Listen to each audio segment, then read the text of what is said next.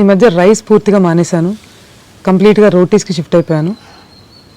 లంచ్లో డిన్నర్లో చపాతీస్ తీసుకుంటున్నాను. 2 or 3 chapatis.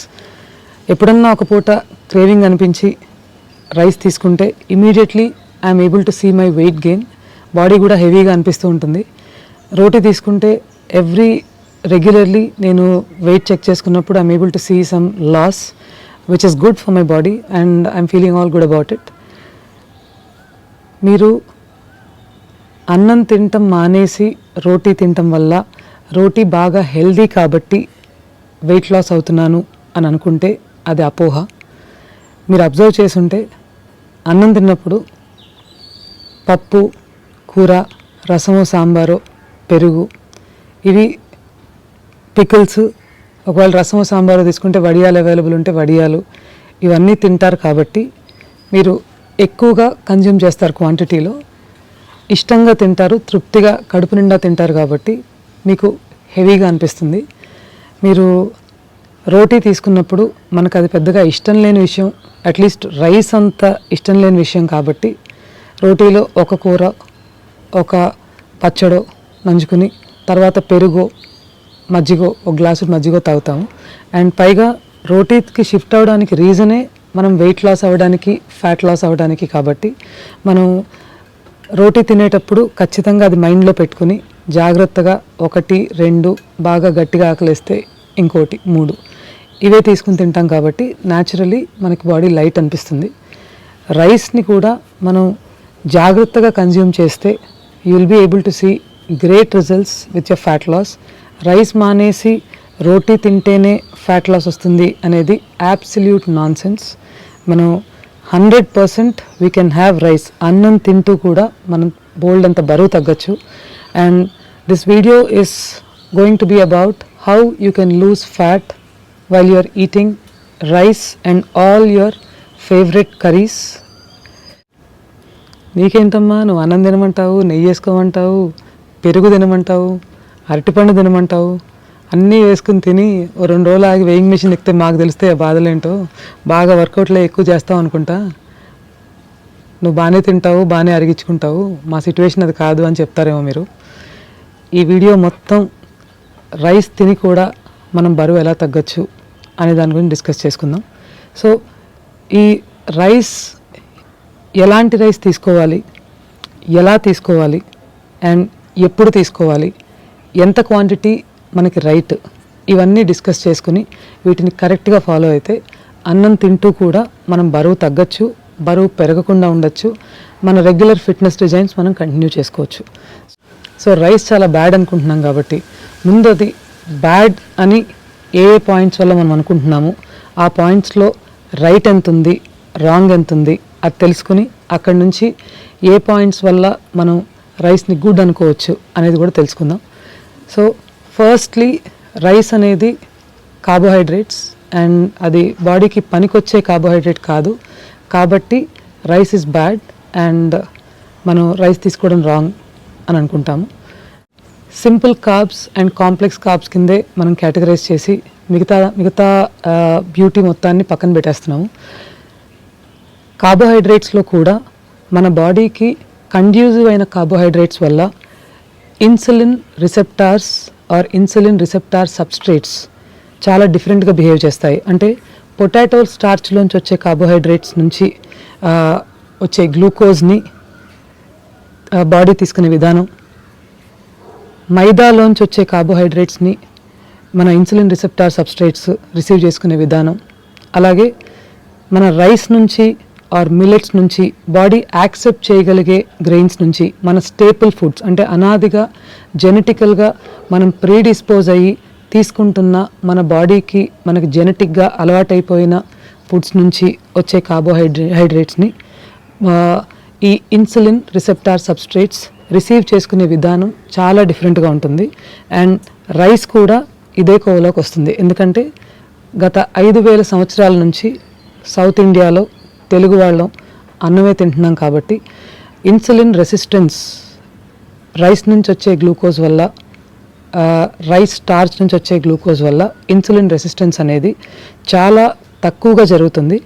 High blood pressure ఉండి దాంతోపాటు ఇతరత్ర హెల్త్ కన్సర్న్స్ ఉన్న వాళ్ళకి అండ్ ఆ రైస్ తీసుకునే విధానంలో అంటే ఎలాంటి వెరైటీ ఆఫ్ రైస్ తీసుకుంటున్నాం, ఏ టైంలో తీసుకుంటున్నాం, దాన్ని దేంతో మిక్స్ చేసి తీసుకుంటున్నాం అనేలాంటి సిట్యువేషన్స్ రాంగ్గా జరిగినప్పుడు ఈ ఇన్సులిన్ రిసెప్టార్ సబ్స్ట్రేట్స్ డిఫరెంట్గా బిహేవ్ చేసి అంటే బ్యాడ్గా బిహేవ్ చేసి అండ్ మనకి ఇన్సులిన్ రెసిస్టెన్స్ క్రియేట్ చేస్తాయి. కానీ మనం రైట్ వేలో తీసుకుంటే ఎట్టి పరిస్థితుల్లో రైస్ వల్ల తెలుగు వాళ్ళకి, తమిళులకి, రైస్ తీసుకునే వాళ్ళకి అలాంటి ఇన్సులిన్ రెసిస్టెన్స్ రాదు. అంటే pre diabetic and diabetic conditions ఉన్న వాళ్ళు కూడా రైస్ని కంఫర్టబుల్గా తీసుకోవచ్చు.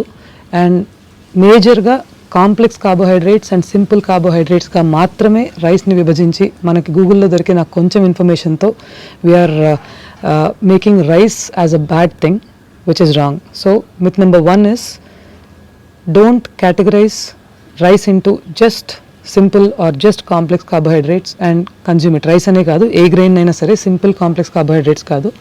బాడీలో ఈ రిసెప్టార్స్ ఎలా రిసీవ్ చేసుకుంటాయి అనే దాని మీద డిపెండ్ అయి ఉంటుంది. కాబట్టి rice is nice for Telugu people. రెండో reason for why the Google tells you that rice is bad is its GI value, glycemic index. ఈ గ్లైసెమిక్ ఇండెక్స్ రైస్కి హెవీగా ఉంటుంది కాబట్టి మీరు రైస్ తీసుకుంటే ఎస్పెషలీ డయాబెటిక్స్కి ఇది మంచిది కాదు అంటారు. So what is glycemic index actually? Glycemic index అంటే బేసిక్గా గ్లూకోజ్ యొక్క గ్లైసెమిక్ ఇండెక్స్ని 100 అని అది 100గా తీసుకుని దాన్ని పరామితిగా పెట్టుకుని దాన్ని బెంచ్ మార్క్గా పెట్టుకుని మిగతా ఫుడ్స్ గ్లైసెమిక్ ఇండెక్స్ని డిసైడ్ చేస్తారు. అంటే ఒక యూనిట్ ఆఫ్ గ్లూకోజ్ యొక్క గ్లైసెమిక్ ఇండెక్స్ 100 అయితే రైస్ గ్లైసెమిక్ ఇండెక్స్ ఎంత, మిల్క్ గ్లైసెమిక్ ఇండెక్స్ ఎంత, any grain or any food మనం తీసుకుంటే దాని గ్లైసెమిక్ ఇండెక్స్, దాని గ్లూకోజ్ కన్వర్షన్ రేట్ ఎంత అనేది కేటగరైజ్ చేస్తారు. So anything below 60 is good for pre-diabetic and diabetic people. Anything below 75 is still good for rest all of us, manandarki kuda. So ee rice GI value it's between 55 and 74 depending on the rice variety. So 60 లోపల ఉన్న GI value ఉన్న rice కూడా మనకు దొరుకుతుంది. And ఆ varieties ఏంటి అనేది later in this video మాట్లాడుకుందాం. ఈ GI value ఆఫ్ రైస్ 55 ఉంది కదా, 5 పాయింట్సే కదా, ఎందుకు అసలు రిస్క్? వీట్ది కానీ ఇంకేదైనా గ్రెయిన్ది GI వాల్యూ ఉంటే చెప్పరాదు, మేము అది ఫాలో అవుతాము అని అడగద్దు నన్ను. ఎందుకంటే I have a good news for you. GI value rice ఒక్కదానికే కాదు, మిగతా వెజిటబుల్స్కి, మిగతా ఫ్రూట్స్కి మనం మిక్స్డ్ మీల్ తీసుకున్నప్పుడు రైస్తో పాటు కర్డ్కి కానీ వీటికి కూడా ఉంటుంది. కాబట్టి వాటి GI వాల్యూస్ క్యాల్కులేట్ చేస్తే, అంటే మిక్స్డ్ మీల్ తీసుకుంటాం కాబట్టి అన్నం ఒట్టన్నం తినం కదా, అన్నంతో పాటు పప్పు, కూరలు అవి కలుపుకొని తింటాం. సో వాటి GI values are really less. మనం కుక్ చేసిన పప్పు GI వాల్యూ తీసుకుంటే it is 21. Most of the lentils అప్రాక్సిమేట్గా అదే రేంజ్లో ఉంటాయి. అండ్ కాలీఫ్లవర్ తీసుకుంటే ఇట్ ఇస్ 15, టొమాటోస్ తీసుకుంటే అగైన్ 15, క్యాబేజ్ కూడా అప్రాక్సిమేట్గా 10 ఉంటుంది దాని GI వాల్యూ, గ్రీన్ బీన్స్ 15, అలాగే థిక్ కర్డ్ పెరుగు తీసుకుంటే 30. సో మీరు, నేను చెప్పకుండా ఉండలేని విషయం, యూజువల్గా మనకు ఎప్పుడు కూడా అన్నం తినేటప్పుడు కూరలు ఎక్కువగా కలుపుకోండి అని చెప్తారు. బహుశా ఇదే కారణం అయి ఉండొచ్చు. వైటమిన్స్ కానీ న్యూట్రియంట్స్ కానీ కూరల్లోంచి ఎక్కువగా రావడానికి. అలాగే ఈ GI వాల్యూ కూడా న్యాచురల్లీ మిక్స్డ్ మీల్ కాన్సెప్ట్లో GI వాల్యూ కూడా తగ్గుతుంది. కాబట్టి సో మీరు రైస్ తీసుకునేటప్పుడు GI వాల్యూ ఎక్కువ ఉంది, సో డయాబెటిక్స్కి మంచిది కాదు, GI వాల్యూ ఎక్కువ ఉంది, సో నాకు షుగర్ రష్ వస్తుంది, ఇలాంటి స్ట్రెస్ ఏమీ పెట్టుకోవాల్సిన అవసరం లేదు. నాకు హై బ్లడ్ ప్రెషర్ ఉంది, సో GI వాల్యూ ఎక్కువ ఉన్న ఫుడ్స్ నేను తీసుకోకూడదు అని.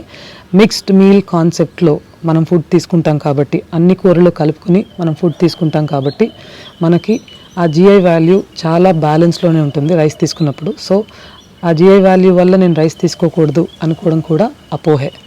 కానీ నాకు చాన్నాళ్ళ నుంచి గోధుమలు అలవాటైపోయినాయి, నేను రొట్టెలు తింటున్నాను రెగ్యులర్గా, రైస్ మానేశాను. నేను I'm comfortable with rotis, so I want to go with rotis అనుకుంటే I'm sorry to break this to you, but ఇన్ని రోజుల నుంచి మీరు రోటీస్ తింటుంటే you have lost so much that you are suppose to receive from your staple grain, rice అవ్వచ్చు, ఇంకేదైనా grain అవ్వచ్చు. మీకు అలవాటైన గ్రెయిన్లోంచి మీకు రావాల్సిన ఎసెన్షియల్ అమైనో యాసిడ్స్, అందులోనూ ముఖ్యమైన అమైనో యాసిడ్ ఇస్ మిథియోనైన్. ఈ మిథియోనైన్ మనం ఏదైతే రైస్ మనని ఫ్యాట్ చేస్తుంది అని అనుకుంటున్నామో, రైస్ మన బరువు పెంచుతుంది, మన ఒంట్లో కొవ్వు పెంచుతుంది అనుకుంటున్నామో, exactly it does the opposite. ఈ మిథియోనైన్ అనే essential amino acid it mobilises fat from your liver.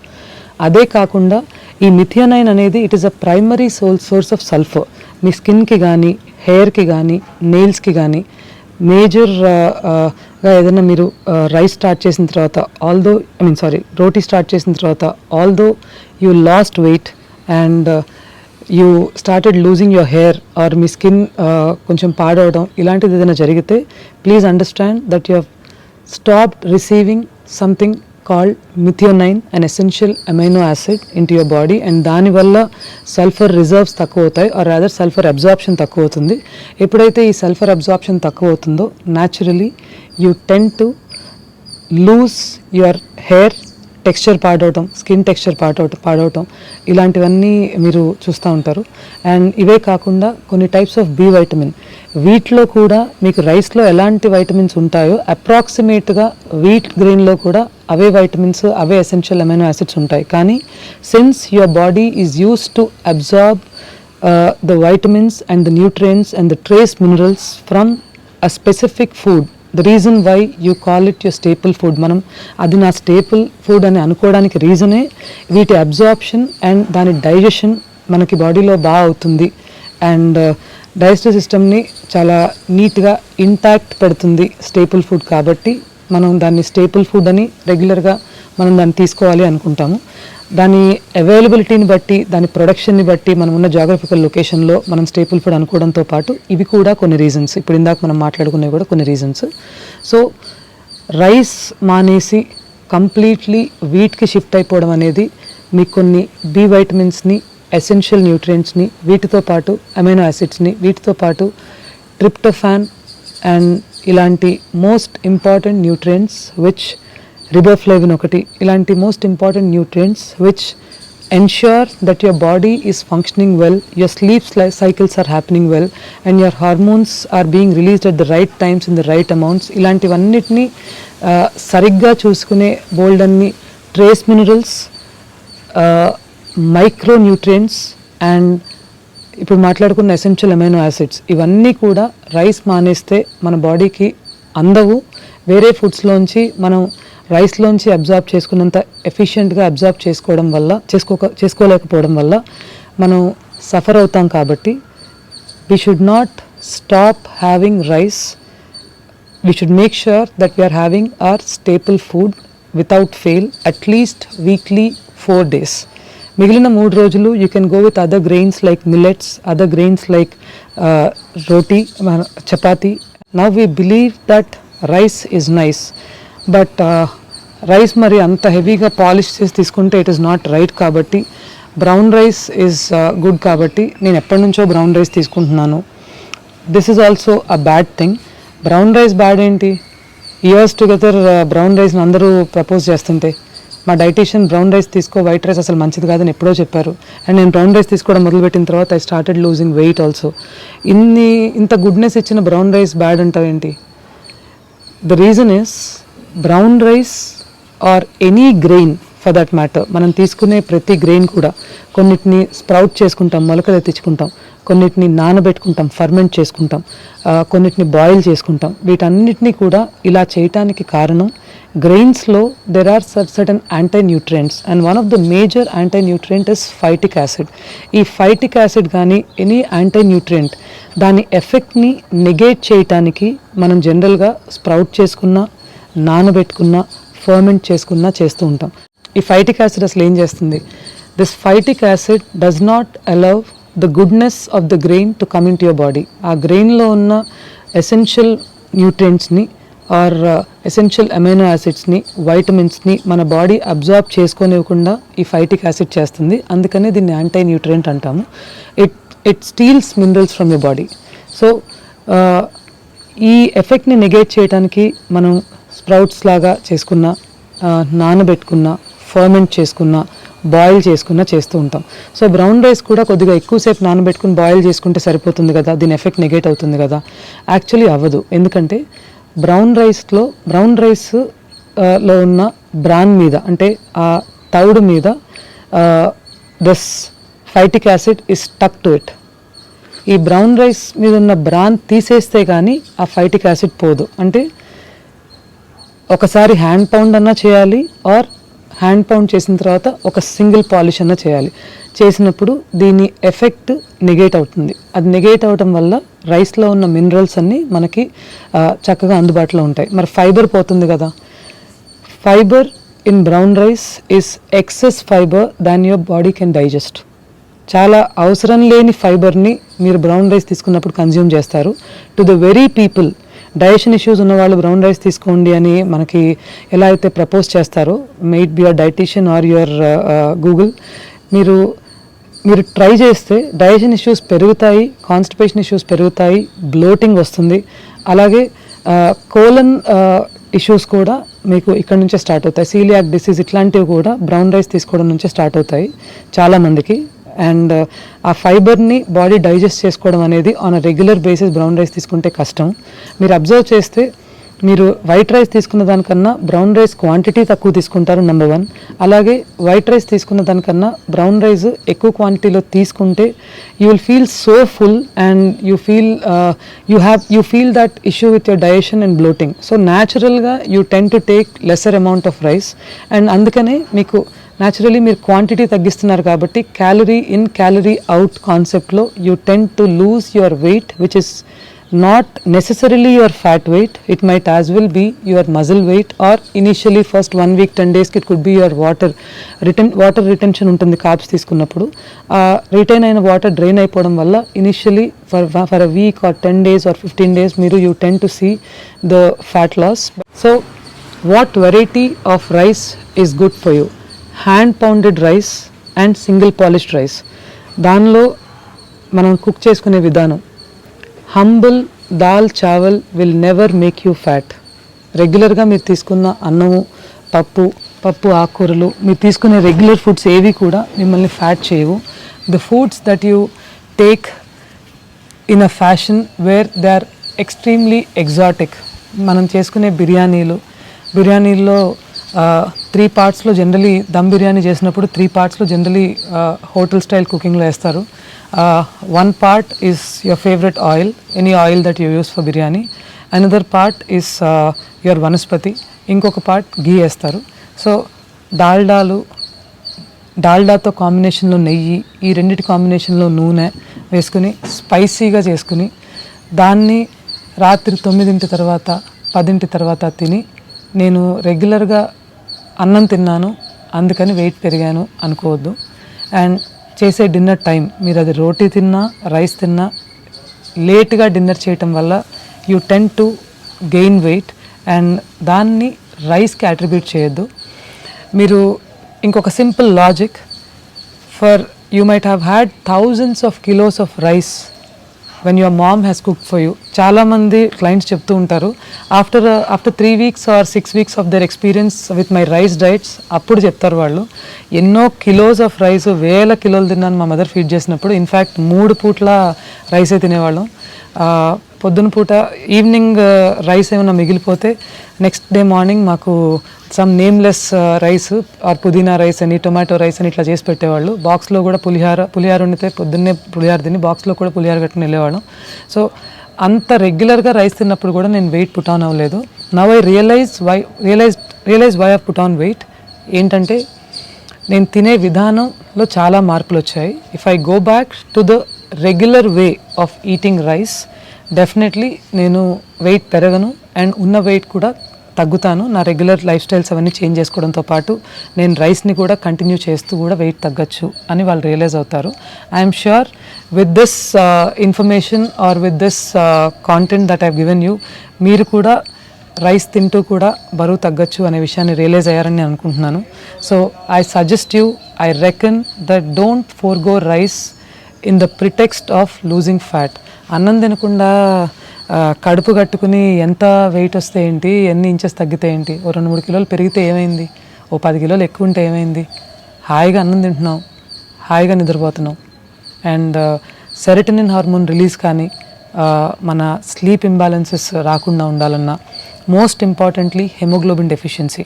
చాలామంది రైస్ మానేసిన తర్వాత you tend to find the haemoglobin deficiency. ఎందుకంటే ఐరన్ అనేది మనం రైస్ నుంచి అబ్జార్బ్ చేసుకున్నట్టుగా వేరే గ్రెయిన్స్ నుంచి అబ్జార్బ్ చేసుకోదు మన body, because we have been eating rice all our lifes.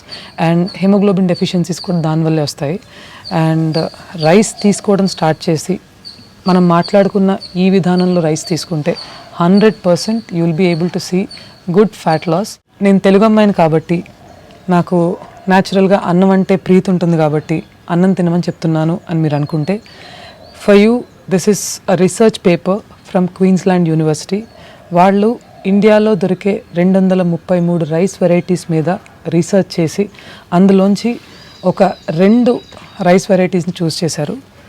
Sona Masuri and Chitti Mutyalu from